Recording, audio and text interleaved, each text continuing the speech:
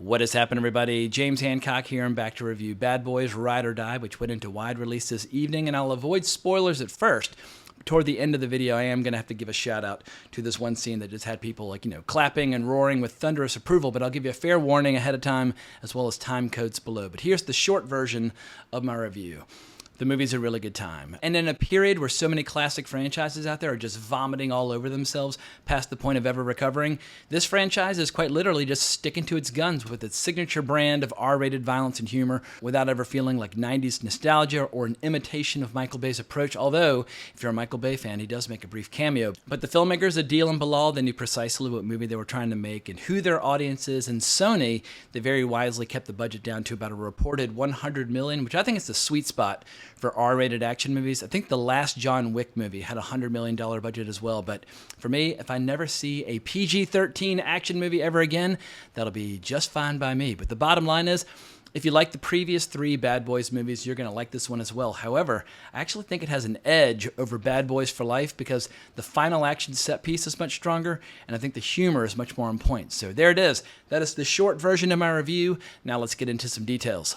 So with all that out of the way, let's get into it. So first and foremost, I think you need to see Bad Boys for Life before you see Bad Boys Ride or Die. The previous movie was also directed by Adil and Bilall, who are 2 Belgian filmmakers whose full names are Adil El Arbi and Bilal Fallah. And this movie continues with several subplots and characters at the core of the third movie, namely the character of Armando, played by Jacob Sepio, who's kind of morphed into the attack dog for the bad boys in this flick. He's still hell on wheels in action, and unlike the 2 main stars, his knees probably don't hurt quite so much when he's leaping into action. And for me, it's crazy just how long this franchise has been going, because I was a senior in high school when I was on a class trip to Washington, D.C., and somehow we took a break from like the Air and Space Museum and all that other stuff to go see the original Bad Boys in the theater, and we were just cracking them. I mean, for like 18-year-old boys at that time, yeah, Bad Boys definitely was right up our alley. And it launched the career of Michael Bay, although obviously he'd been doing a ton of commercials and that sort of thing, but I think his career kind of peaked around The Rock. I mean, after The Rock, over the next couple of movies, he rapidly turned into one of my least favorite filmmakers alive on the planet. But I'll give credit where credit is due. And I haven't seen the original Bad Boys in I don't know how many years, but it had one line which we kept repeating throughout college when Marcus is in bed with Tia Leone. He's pretending to be Mike. And she's basically saying, like, you seem a little tense, you seem a little awkward. Like, I would expect Mike to be much more relaxed in his own bed. And he says to her, "You don't want that, because when I come with the thunder." And there's something about that line where anytime somebody wanted to brag about their exploits, they would always say, "Come with the thunder." But anyway, that kind of R-rated humor is largely absent from most contemporary Hollywood movies. And I was relieved to see that R-rated humor is back and Bad Boys Ride or Die. I mean, it's got like pussy-eating jokes and all kinds of stuff. I mean, Tiffany Haddish shows up to just deliver just a river of profanity, and as somebody who craves profanity in movies, it was just a welcome change from the kind of sanitized, very family-friendly bullshit that we see on a regular basis from some of the other studios. But getting back to this movie, here's the official synopsis ripped straight from Wikipedia. Detectives Mike Lowry and Marcus Burnett investigate corruption within the Miami PD when their late Captain Conrad Howard is posthumously accused of being involved with the Romanian mafia. But a setup turns them into fugitives, forcing them to work outside the law in order to solve the case. But not to worry, if you enjoyed the team that they were working with in the third movie, they're all back, they all get a chance to shine, and slowly but surely this series is starting to put together a pretty cool ensemble cast. Like, I don't think they're ever going to go the way of like the Fast and the Furious franchise, but I'll say this latest movie in the Bad Boys franchise is 1,000 times better than the latest movie in the fucking Fast and the Furious franchise. Because in the end, no matter how many new faces they introduce to the cast or how much young blood they try to inject into the formula to kind of, keep it going, but in the end, this is the Will Smith and Martin Lawrence show. They've been doing this for 29 years, and the chemistry that was there in the first movie, it's still here in the latest one, and they still make us laugh. I mean, I would say I was mildly chuckling and giggling for like the first half, and I don't want to oversell it as a comedy because in the end, this is a big, bold action franchise. In the absence of the action, like the Bad Boys franchise would be kind of a thin and fragile thing, but the jokes on the whole work. And there's one scene like halfway through the movie which is so goddamn funny, man. I thought we were going to see a standing ovation. People were losing their goddamn minds. I haven't seen a crowd react to a movie like that all year. Like, I've seen movie experiences where on the whole the crowd was like kind of held under its spell, like Dune Part 2. but I haven't seen an individual scene where the crowd was just like falling to pieces, just having so much goddamn fun. So that was a relief to see, because my crowd was a little kind of wild and unruly. There were a lot of kids and babies in the audience. I was like, oh God, this is going to be disastrous. You know, phones, late arrivals, the whole deal. However, if you wanted to make a case for why the theatrical experience matters, or why seeing a movie with an audience matters, that scene made the case. And I'm not quite yet to my spoiler section, but yeah. But let's press pause on that and let's push on. But getting back to Will Smith and Martin Lawrence, their characters have some evolutions this time around. Will Smith's are a little less interesting. They introduce the idea of him having panic attacks because he's worried about letting down the character played by Joe Pantoliano, or AKA Joey Pants. But Martin Lawrence, or Marcus, he's got this new thing where he's decided he can't die. He's impervious to harm. He can't be killed because it's not his time yet, because he has a heart attack early on in the movie. He survives, and he has this basically this vision where he's told, like, you will know when your time has come. So he just decides that he's bulletproof until that comes, which leads to some interesting kind of, I guess, role reversals, because in the previous movies, it's always been Will Smith, you know, running into battle, flexing his muscles, holding up the guns to both sides, while Martin Lawrence is, like, you know, spewing out all the jokes.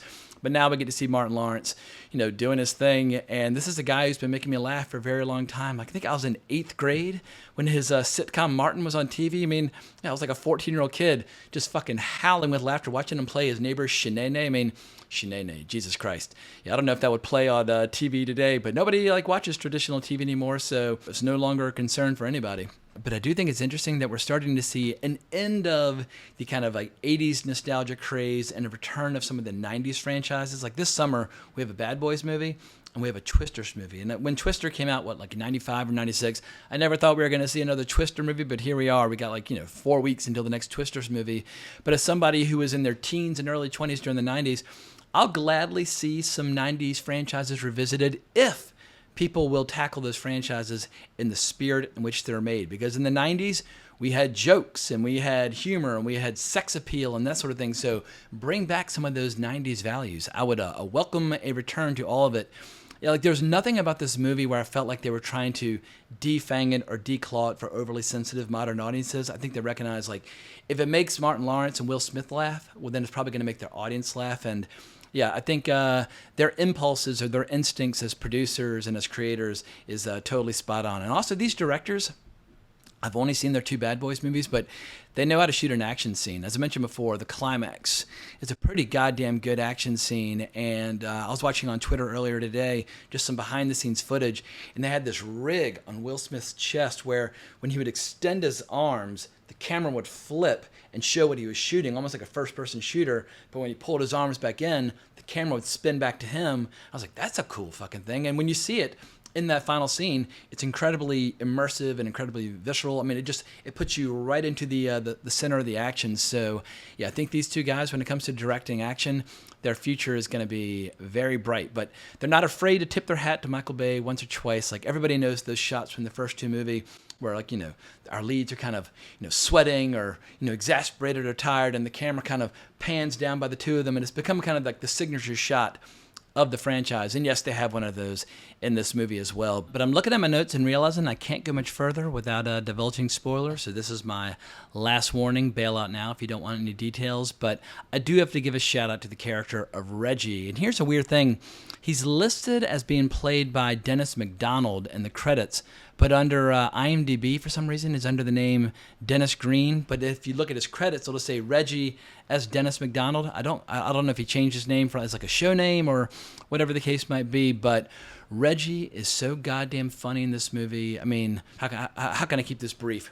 Let's just say there's a situation where the bad guys come to Marcus's home expecting to find a bunch of helpless women, and instead they find a Marine who's more than ready to show off some of the skills that he's been learning, puts the ladies in the closet and grabs one gun and just goes on a John Wick style rampage with incredibly dynamic camera work, awesome choreography. He just fucks these people up left and right while a bunch of people are watching on surveillance, like cheering and reacting and screaming and that sort of thing. And at the very end, he turns to the surveillance camera and salutes. And that's when the crowd just went berserk. I mean, when I say berserk, they were losing their goddamn minds, laughing, clapping, stomping their feet and that sort of thing. And that's why people go to the movies, to have those experiences, to have that heightened sense of emotional experience, and also to have the contagious effect of laughter going on all around you. And then it feeds into yet another great joke and kind of a post, not a post-credit stinger, but kind of a little epilogue to the movie at a cookout. So for somebody who's so straightforward and so straight-laced and so serious, he's actually becoming a source of incredible comedy. And at a time where comedy is more or less dead in Hollywood, it was just a relief to fucking laugh at a goddamn R-rated action movie for once. It's something that I used to do all the time back in the 80s and 90s. So if a little 90s nostalgia means that we're going to actually get to start laughing and enjoying R-rated action movies again, I am totally in favor of it. Now, I know I've been going quite a bit at this point without offering a single negative critique of the movie, and obviously the movie's got plenty of flaws. It's got plenty of characters that, feel a little weak or underwritten or whatever the case might be. Like, there's a cop played by Rhea Seehorn, who I absolutely loved and adored in the show Better Call Saul. I mean, she's a true powerhouse actress. She's got that great deep voice. She's kind of tailor-made for this kind of commanding roles. However, she seems to be the only person in this movie that kind of doesn't or didn't get the memo that these are comedies. Like, she's so overly earnest and so overly serious, it almost kind of throws the movie out of balance, or just makes her seem like a buzzkill as opposed to just an incredibly cool, kick-ass actress. So I love and adore Rhea Seehorn, but maybe she was a little miscast, or maybe just the part was poorly written. I think she did the best that she could under the circumstances, but hope she got a nice fat payday as a result. And the villain of the movie, played by Eric Dane, that's the villain McGrath, who people will recognize from the show, what the hell is this show called? Euphoria.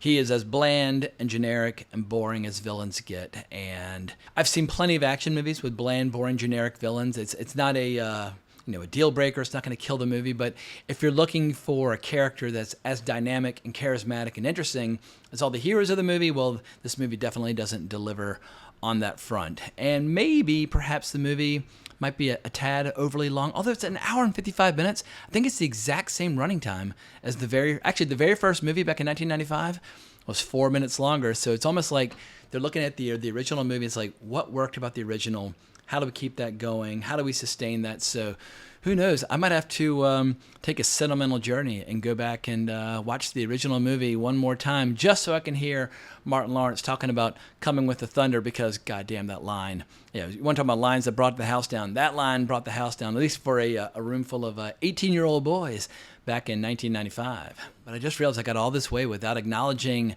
the slap, or at least acknowledging that this movie acknowledges the slap, because as I mentioned before, Will Smith, he's got a problem with panic attacks in this movie because he's terrified that he's going to let down the captain who died in his arms. And I love Joey Pantoliano. He's just an incredible actor. I mean, watch him in Bound, watch him in friggin' La Bamba, watch him in anything, watch him in The Sopranos. Just an incredible actor, or the Matrix movies. I mean, he's great.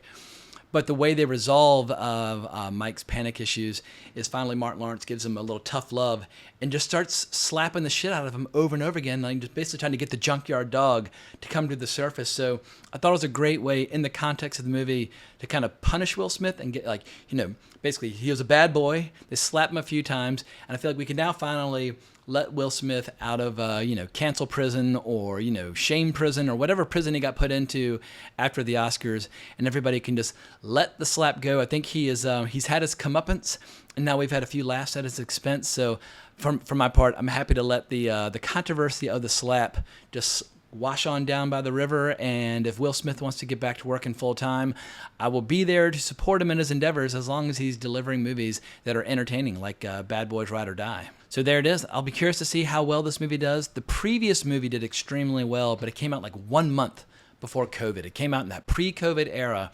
Whether or not this new movie can match its predecessor, even though I think it's a slightly stronger movie, I suspect the overall box office for it will probably be down about 15%. And I only say that because all box office seems to be down about 15%, even for movies that are pretty good and deliver. I mean, actually, if you want to be technical, ticket sales in 2024 are down 25%, but these movies that once upon a time might have opened at like 50 or 60 are opening at like 40 or 45 and so on and so forth. So I'll be keeping a close eye on the box office this weekend. Sadly, I am traveling this weekend. I've got my 25th college reunion, but I will not be able to do my box office report like I typically do. But I'll be keeping an eye on the headlines just to see if this movie is finding the audience that it deserves. But that's it. I'm going to wrap this sucker up. Please consider liking the video, subscribing to the channel, hitting that notification bell, but more importantly, as always, onwards and upwards.